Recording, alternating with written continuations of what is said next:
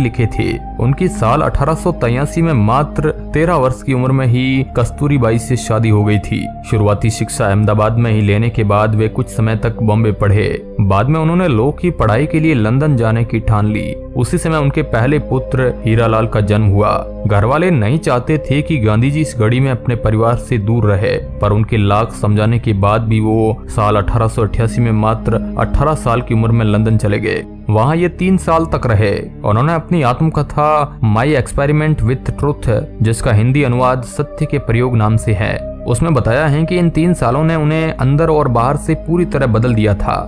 गांधी जी ये अच्छी तरह जानते थे कि अहिंसा के रास्ते पर न तो पूरे भारत के लोगों को एक साथ लाया जा सकता है और न ही उससे लोकतंत्र की मांग को उठाया जा सकता है, क्योंकि ब्रिटिश भारत के ज्यादातर लोग या तो किसान थे या बढ़िया मजदूर। ये लोग कभी भी हिंसा के मार्ग को नहीं अपनाएंगे। इसलिए ये समझना बहुत जरूरी है कि भारत के वातावरण की वजह से ही गांधी जी ने अहिंसा का मार्ग चुना, न कि गांधी जी की वजह से भारत ने।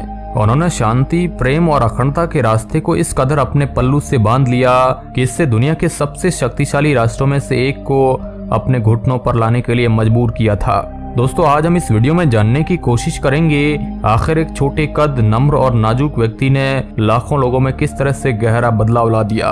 दोस्तों, भारत की स्वतंत्रता में लोग गांधी जी को एक अहम कड़ी मानते हैं। लोग महात्मा गांधी को प्यार से बापू और राष्ट्रपिता के नाम से संबोधित करते हैं। महात्मा गांधी की छवि आमतौर पर एक धीर, गंभीर विचारक और आध्यात्मिक महापुरुष और एक कड़क अनुशासन प्रिय राजनेता की रही है, लेकिन उनकी हाजिर जवाबी का भी कोई जवाब नहीं था। महात्मा गांधी चुटीले सवालों का जवाब उसी चुलबुले अंदाज में देने में माहिर थे। एक बार उन्होंने खुद कहा था कि जिन विषय और विकट परिस्थितियों में मैं काम करता हूँ, अगर मुझ में इतना अधिक सेंस ऑफ ह्यूमर न होता तो मैं अब तक पागल हो गया होता। जवाहरलाल नेहरू ने अपनी आत्मकथा में लिखा है कि जिसने महात्मा जी की हास्य मुद्रा नहीं देखी है, वे बेहद कीमती चीजें देखने से वंचित रह गया। गांधी जी लंदन में खूब घूमे। लंदन के कई अखबारों में लंगोट पहने अर्धनग्न गांधी की तस्वीर छापकर उनका मजाक उड़ाया। इस पर गांधी जी ने कहा कि कुछ लोगों को मेरा ये पहनावा अच्छा नहीं लगता, इसकी आलोचना की जाती है, मजाक उड़ाया जाता है, मुझसे पूछा जाता है कि मैं इसे क्यों पहनता हूँ। तब इसके जवाब में गांधी जी ने कहा कि जब अंग्रेज लोग भारत जाते हैं तब क्या वे यूरोपीय पोशाक को छोड़कर भारतीय पोशाक पहनने लगते हैं, जो वहाँ की आबोहवा के लिए बहुत ज्यादा उपयुक्त है? वह तो ऐसा नहीं करते। अगर हम बात करें गांधी जी की उपलब्धियों की, तो ये किसी चमत्कार से कम नहीं थी। उनका जीवन लोगों के लिए एक संदेश था। उनके मतभेदों को सुलझाने का तरीका अपने दुश्मनों के लिए भी सम्मान था, और प्यार की भावना दुनिया के बड़े बड़े नायकों में केवल गांधी जी में ही मिलती है। राजनीतिज्ञों की माने तो गांधी जी को भारत का अब तक का सबसे आधुनिक राजनीतिक विचारक माना जा सकता है। आज की भ्रष्टाचार में डूबी सत्ता की लोलूप राजनीति में शायद गांधी जी को फिर से खोजने की जरूरत है।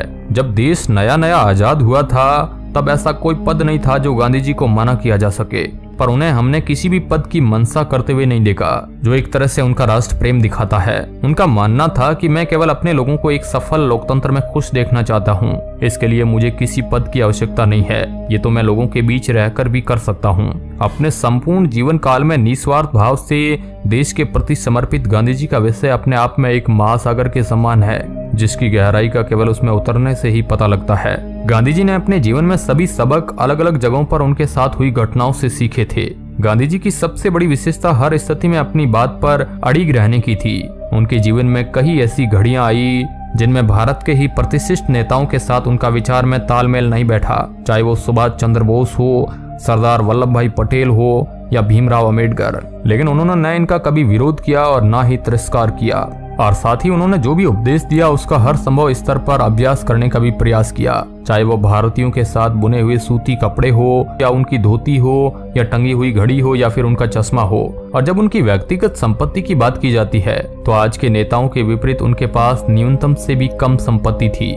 चार्ली चैपलिन ने गांधी जी से मुलाकात के दौरान एक सवाल पूछा कि वे मशीनों का क्यों विरोध करते हैं। गांधी जी ने बताया कि इंग्लैंड जरूरत से ज्यादा कपड़े बनाता है, फिर उसे खपाने के लिए दुनिया में बाजार ढूंढता है। इसे मैं लूट कहता हूँ, और लुटेरा इंग्लैंड दुनिया के लिए खतरा है। इसलिए अगर भारत मशीनों का इस्तेमाल शुरू कर दे और अपनी जरूरत से ज्यादा माल तैयार करे, तो लुटेरा भारत संसार के लिए कितना बड़ा खतरा साबित होगा। दोस्तों, अपने आसपास की तुलना में एक कुशल नेता होने के बावजूद भी बापू सदैव धार्मिक शास्त्रों के अध्ययन से लगातार अधिक समझ की तलाश करते थे। गांधी जी के पास अपने लोगों की आजादी के लिए यह विकल्प तो नहीं था कि वो अपनी शक्ति के माध्यम से दूसरों को अपनी इच्छा के आगे झुकने के लिए मजबूर कर देंगे, बल्कि उन्होंने तो इसके विपरीत अपने लक्ष्यों को प्राप्त करने के लिए अहिंसक साधनों का उपयोग करके महान शक्ति का प्रदर्शन किया। हालांकि एक नेता के रूप में यह आपकी सच्ची ताकत है जो लोगों को अपने दिल से आपका अनुसरण करने के लिए राजी करती है। उनका मानना था कि शक्ति प्रेम की शक्ति के खिलाफ कभी नहीं जीतती। गांधी जी के अनुसार विचार बहुत तेजी से यात्रा करते हैं।